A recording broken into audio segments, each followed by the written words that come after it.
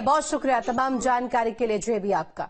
और इस बीच बड़ी खबर देखिए, लगातार ठंड का प्रकोप जारी है। कोहरे की वजह से कहीं ना कहीं परेशानियां दोगुनी हो गई है। कोहरे का अलर्ट जारी किया गया है। इसको लेकर शाहजहांपुर, मुजफ्फरनगर, बागपत, मेरठ, गाजियाबाद और तमाम जिलों में अब इसको लेकर अलर्ट जारी किया गया है। रेड अलर्ट जारी किया गया है सीधे तौर पर देखिए। और विजिबिलिटी बेहद ही लो है। तस्वीर आप देखिए किस तरीके से यहां पर लोग अलाव के सहारे पर रहने को मजबूर है, क्योंकि यातायात पर भी इसका असर पड़ा है। तो लोग घरों में कैद होने को मजबूर हो गए हैं। तस्वीर आपको दिखा रहे हैं, जहां देखिए सड़कों पर रेंगते हुए वाहन नजर आ रहे हैं। रेड अलर्ट मौसम विभाग की तरफ से जारी किया गया है। कोहरे की मार, साथ ही साथ ठंड का प्रकोप, अब दोहरा जो ये अटैक है, कोल्ड अटैक, लोगों को झेलना पड़ रहा है। ये तमाम जिले हम आपको दिखा रहे हैं कोहरे का अलर्ट जहां पर जारी किया गया है। शाहजहांपुर, मुजफ्फरनगर, बागपत, मेरठ, गाजियाबाद, मथुरा, हाथरस, मुरादाबाद, ये तमाम जिले जहां देखिए सिलसिलेवार तरीके से आपको दिखा रहे हैं कि कहां कहां रेड अलर्ट जारी किया गया है।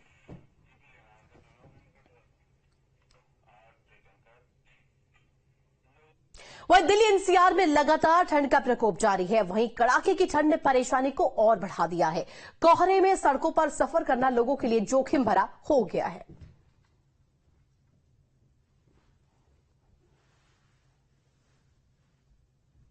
दिल्ली एनसीआर में रहने वाले लोगों के लिए सर्दी और अब जो फॉग जिस तरीके से हम देख रहे हैं, कोहरा जिस तरीके से देख रहे हैं, वो एक बड़ी परेशानी का कारण बनता जा रहा है।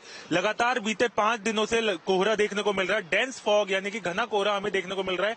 इस वक्त की सुबह की तस्वीर अगर हम बताएं आपको, 31 तारीख की सुबह की तस्वीर यह है कि इस वक्त भी फॉग जो है, वो कोहरा जो है वो आपको दिल्ली की सड़कों पर नजर आएगा।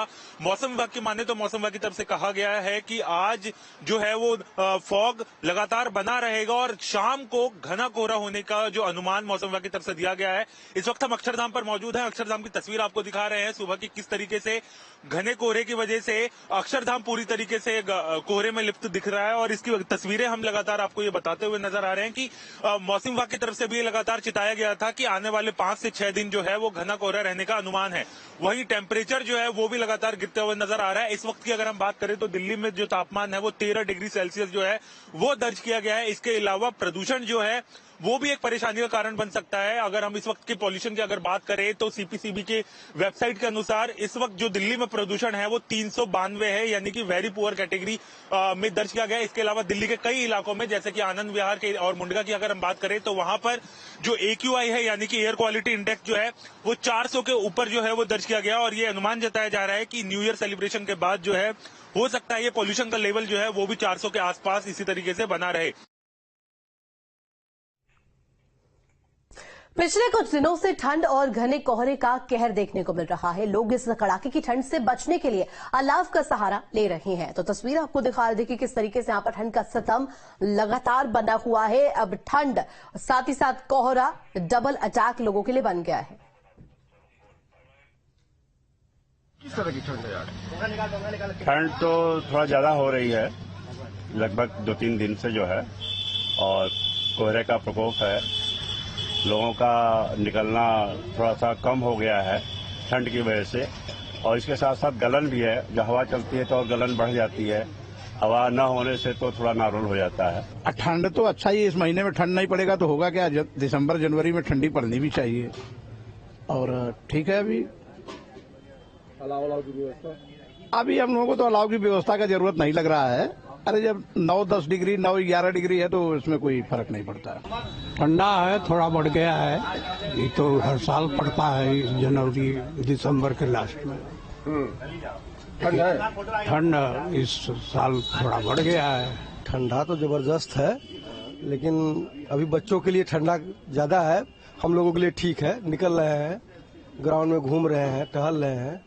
अरे ठंड में भैया निकले हैं घर के सामान के लिए, आलू लेना है, प्याज लेना है, जरूरी है, खाने के लिए जरूरी है, इसलिए ठंड के मारे निकले। अब बात अगर दिल्ली एनसीआर की करें तो दिल्ली एनसीआर में लगातार ठंड का प्रकोप जारी है। गाजियाबाद में देर रात हुई हल्की बूंदाबांदी के बाद सर्दी का प्रकोप बढ़ गया है। सड़कों पर कोहरा दिखाई दे रहा है और लोग लाइट जलाकर अपने वाहनों को चलाते हुए दिखाई दे रहे हैं। तो देखिए किस तरीके से यहां पर लाइट्स का सहारा लोगों को है और विजिबिलिटी बेहद ही कम होने की वजह से इसका सीधा असर यदि किसी पर पड़ रहा है तो वो यातायात व्यवस्था पर पड़ रहा है। तस्वीर देखिए किस तरीके से यहाँ पर सड़क खाली नजर आ रही है। दिल्ली एनसीआर में लगातार सर्दी का सितम जारी है और सड़कों पर कोहरा देखने को मिल रहा है। मौसम विभाग ने कहा था कि कुछ दिनों में बारिश होगी और बारिश होने के बाद ठंड बढ़ सकती है। रात को थोड़ी बूंदाबांदी हुई है, जिसके बाद शीतलहर चल रही है और ठंड भी हल्की फुल्की बढ़ गई है। तो लोगों से बात करते हैं। कुछ लोग हैं हमारे साथ जो सुबह सुबह मॉर्निंग वॉक के लिए निकले हैं। सर, क्या नाम है आपका? मेरा नाम संतोष कुमार। संतोष जी, कितनी ठंड है आज? बहुत ज्यादा ठंड है, सिर घूम रहा है। ऐसी ठंड तो देखी नहीं है। कल शाम बहुत ज्यादा ठंड थी, ये बर्दाश्त से बाहर हो रही है। पूरे गर्म कपड़े पहनने के बावजूद भी ठंड लग रही है। ऐसा लग रहा है कि शिमला और कुल्लू मनाली जाने की जरूरत नहीं है। तो लोग कह रहे हैं शिमला और कुल्लू मनाली जाने की जरूरत नहीं, साल का आज आखिरी दिन है और ठंड बेहद ज्यादा है। कुछ और लोग भी हैं, उनसे बात करते हैं। क्या नाम है सर? शैलेंद्र सिंह। शैलेंद्र जी, कितनी ठंड है? बहुत ठंड बढ़ रही है। अभी 3-4 दिन से तो सर्दी इतनी बढ़ गई है कि हम लोग जो सुबह 6 बजे घूमने आते थे 9 बजे भी घूमने का मन नहीं करता है। और सर्दी को देखते हुए ऐसा करता है कि आजकल बाहर तो निकलो ही ना, अंदर ही रहो। अक्सर हमने देखा था ये जो रोड है, लोग सुबह मॉर्निंग वॉक के लिए बहुत ज्यादा निकलते थे, अब लोग बहुत कम दिखाई दे रहे हैं। क्या कारण? ये सर्दी का ही कारण है, जिसकी वजह से लोग बाहर कम आ रहे हैं और अपने घरों में ही ये प्रेफर करते हैं कि मैं घर में ही योगा कर लूं या कुछ वॉकिंग कर लूं, कुछ एक्सरसाइज कर लूं। सर्दी का ही प्रकोप है जिसकी वजह से लोग बाहर कम निकल रहे हैं। तो आपने सुना, लगातार जो सर्दी का प्रकोप है वो जारी है और लोग ठंड से बचने के लिए विभिन्न तरीके का उपाय कर रहे हैं। गाजियाबाद से सोनू अरोड़ा, न्यूज स्टेट, उत्तर प्रदेश। बारे में जानकारी देने के लिए हमारे साथ संवाददाता कानपुर से अनिल कुमार और साथ ही साथ अयोध्या से शुभम पांडे जुड़ गए हैं। अयोध्या से शुभम का सबसे पहले रुख करना चाहूंगी। शुभम, रामनगरी में किस तरीके से इस वक्त हालात है? क्योंकि देखिए आज साल का आखिरी दिन है, नव वर्ष में हम प्रवेश करेंगे, ऐसे में किस तरीके से रामनगरी में स्थिति है, क्या व्यवस्थाएं की गई है? देखिए, अयोध्या में अगर ठंड की बात करें तो शीतलहर अपने चरम पर है। यहाँ पर इस वक्त 13 डिग्री सेल्सियस के आसपास तापमान है और अभी लगभग 10 बजने वाला है। धूप का नामो निशान नहीं है, हल्की कोहरे की धुंध भी देखने को मिल रही है। लोग ठंड से बचने के तमाम तरह के उपाय कर रहे हैं। जो लोग घर से बाहर निकल रहे हैं, आप देख सकते हैं कि किस तरह से वो अपने कानों को पूरी तरह से ढके हुए हैं। मेरे बाईं तरफ भी आप देख सकते हैं कि आग से बचने के लिए लोग अलाव का आग जला करके सहारा ले रहे हैं, जिससे कि ठंड से वो बच सकें। फिलहाल ये तस्वीर इस वक्त अयोध्या से आप देख सकते हैं कि ठंड अपने चरम पर है, पीक पर है। यहाँ पर 13 डिग्री सेल्सियस के आसपास तापमान है।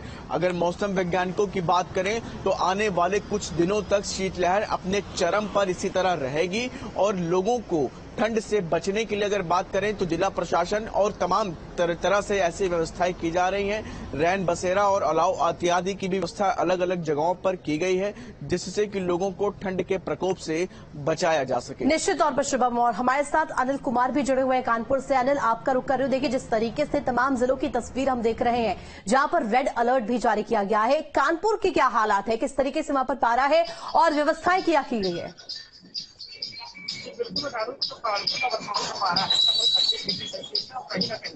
सर्दी बढ़ने की वजह से बेचारे लोग सोने को मजबूर है। जो लोग सोने को मजबूर है उनको गवर्नमेंट की तरफ से कुछ खास सुविधा मुहैया कराई जा रही है।